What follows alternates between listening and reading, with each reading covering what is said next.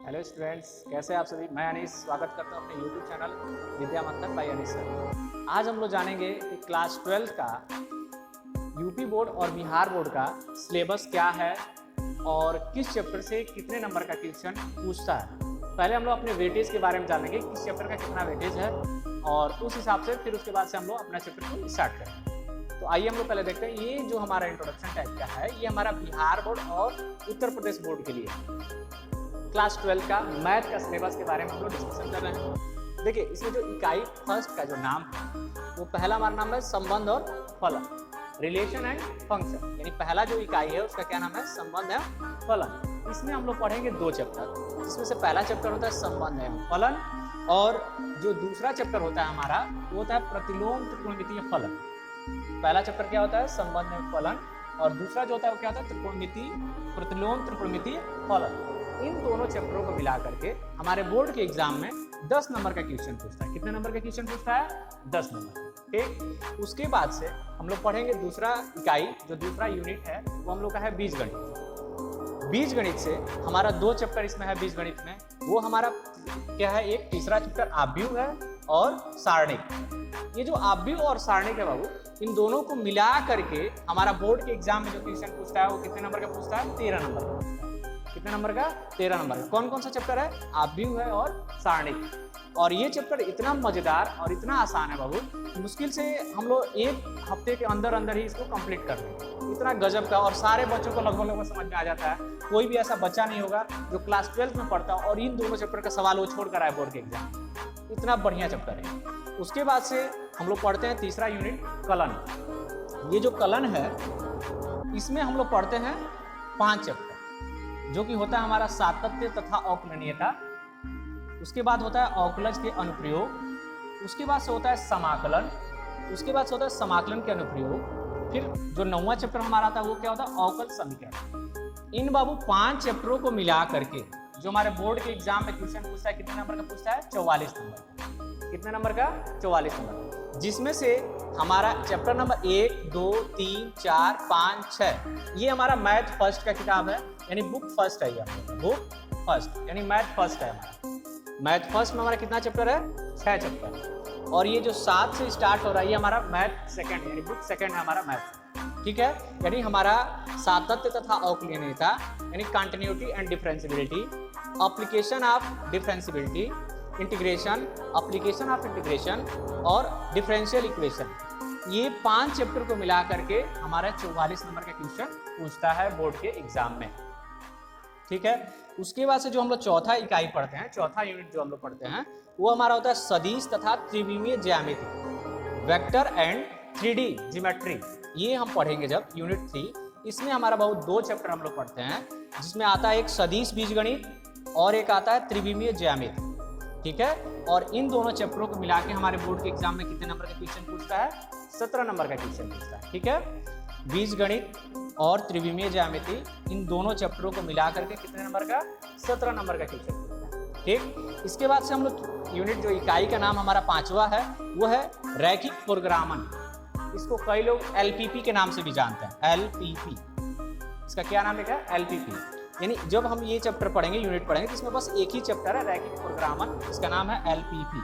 इससे हमारा 6 नंबर का क्वेश्चन पूछता है और हर साल पूछता है। इसके इस चैप्टर का खास बात यह है कि एकदम इससे ये क्वेश्चन आना ही आना है, और वो भी 6 नंबर का है। उसके बाद से हमारा लास्ट यूनिट आता है प्रायिकता, जो कि हमारा दूसरे किताब का चैप्टर नंबर 13 है और लास्ट चैप्टर है। इसका नाम प्रायिकता प्रोबेबिलिटी। इससे हमारा पूछता है 10 नंबर का कंपल्सरी।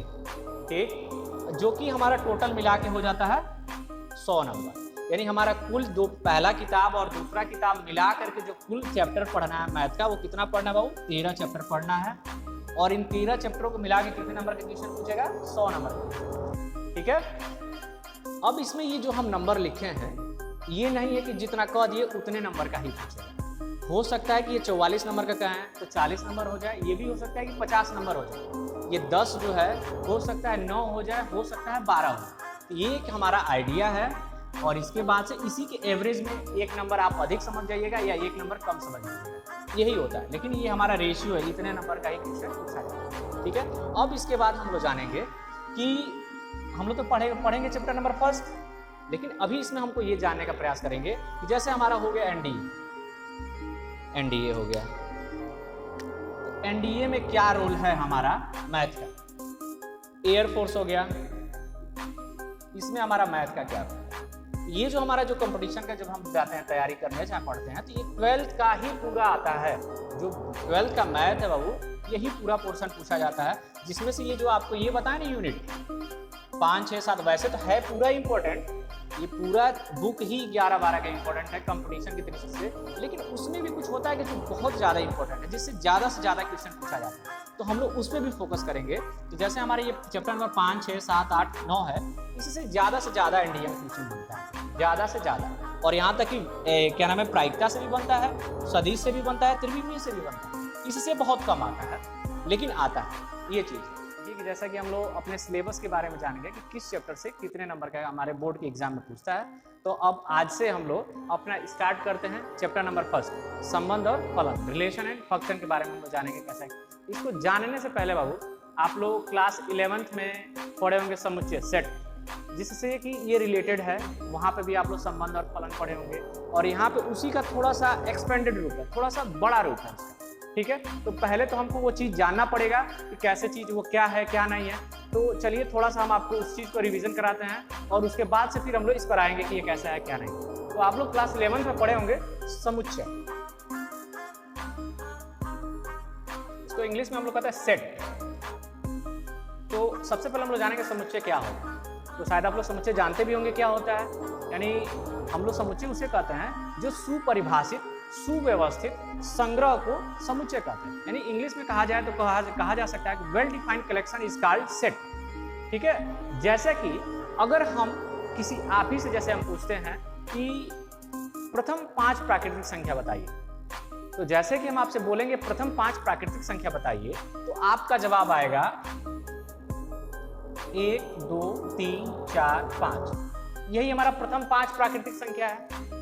अब यही चीज आप अमेरिका चले जाइए और वहां पे पूछिए कि आप बताइए कि प्रथम 5 प्राकृतिक संख्या क्या होता है, वो लोग भी यही कहेंगे 1, 2, 3, 4, 5। वहां से मन कर तो ऑस्ट्रेलिया चले जाइए, वहां पे जाके पूछिए आप कि प्रथम 5 प्राकृतिक संख्या बताइए, तो वो भी यही कहेंगे कि 1, 2, 3, 4, 5। यानी हमने इससे क्या समझा कि ये जो कलेक्शन है वेल डिफाइंड, यानी किसी के लिए बदल नहीं रहा है।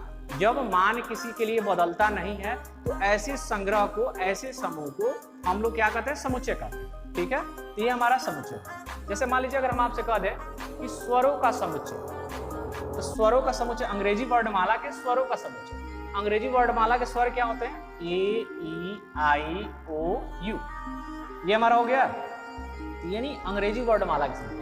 यानी अब यही चीज आप अपने क्लासमेट से पूछिए, किसी सीनियर से पूछिए, चाहे अपने कहीं रिलेटिव से पूछिए कि क्या नाम है कि स्वरों का समुच्चय क्या होता है, स्वर क्या होते हैं, तो वो भी यही कहेंगे ए, ई, आई, ओ, यू, अंग्रेजी वर्णमाला है। ठीक है, यानी ये चीज हमारा देखिए फिर बदल नहीं रहा है ना, यानी सबके लिए ये समान है। तो जो बातें सबके लिए समान होती हैं, ऐसे समूह को, ऐसे चीजों को हम क्या कहते हैं, समुच्चय कहते हैं। तो आप समुच्चय जान गए होंगे। ठीक है, इसके बाद से जैसे हमारा ये समुच्चय हो गया, तो अब हम लोग पढ़ते हैं इसमें क्रमित युग्म। क्रमित युग्म कई लोग कहते हैं, इसको कई लोग गुणन भी कहते हैं, क्रमित गुणन, इसको कहते हैं कार्टेशियन प्रोडक्ट, क्रमित गुणन। यानी क्रमित गुणन क्या होता है, इस चीजों को हम बताएं। तो जैसे हम मान लेते हैं 2 समुच्चय हमारा है, ए बराबर कह देते हैं 1, 2, 3, और बी बराबर हम कह दे रहे हैं 4, 5। ये हमारा 2 समुच्चय मिल गया, और कहा जाएगा कि इसका क्रमित गुणन बताइए आप। तो जब क्रमित गुणन किया जाएगा तो हमारा होता है A क्रॉस B। तो A क्रॉस B निकलता कैसे है, ये देखिए, यानी A का पहला अवयव इसके साथ लिख दीजिए, तो 1, 4, फिर A को इसके साथ लिख दीजिए 1, 5, फिर अब इस दूसरे वाले अवयव को पकड़िए, इसको लेकर इसके साथ लिखिए, तो 2, 4, फिर इसी 2 को इसके साथ लिख दीजिए, तो 2, 5, फिर इस 3 को पकड़िए और इसके साथ लिख दीजिए, तो 3, 4, और फिर इसको इसके साथ लिख दीजिए, तो क्या हो जाएगा 3, 5। ये हमारा समुच्चय यानी क्रमित गुणन बन के तैयार होगा। तो आपने समझा क्रमित गुणन कैसे होता है। देखिए हमको 2 समुच्चय मिल जाएगा, तो जैसे अगर हमको कह दिया जाएगा A क्रॉस B निकालिए, तो A क्रॉस B जब बताएंगे तो क्या करेंगे, यानी पहले समुच्चय का पहला अवयव लेकर के इन दोनों के साथ रख के लिख लेंगे। देखिए जैसे हमने किया 1, 4, फिर कर दिया 1, 5, ठीक, फिर हमने 2 को लिया, यानी 2 को इस 4 के साथ लिख दिया तो 2,4, फिर 2 को 5 के साथ लिख दिया तो 2,5। ऐसे ही हमने 3 को कर दिया, इसको लिख दिया 3,4 और फिर क्या कर दिया 3,5। ये जो हमारा बन के तैयार हो गया बाबू, ये हमारा क्या क्रमित गुणन है। ठीक, अब इसके आगे आपसे पूछा जाता है कि क्रमित गुणन की संख्या बताइए। यानी जो आप क्रमित गुणन कर रहे हैं ना, ये जो क्रमित गुणन किए हैं इसकी क्या करिए संख्या बताइए।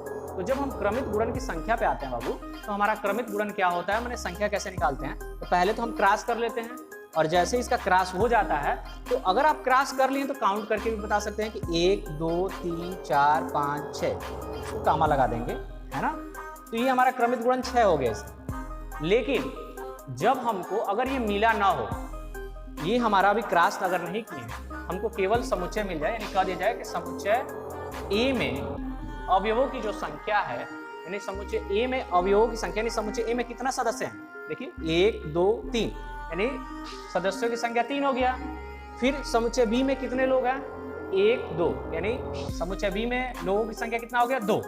ठीक है, तो जब हमको क्रमित युग्म का बताना होगा, यानी एन ए क्रॉस बी बताना होगा, यानी ए क्रॉस बी में कितनी संख्या है, कितने सदस्य हैं, ये बताना होगा बाबू।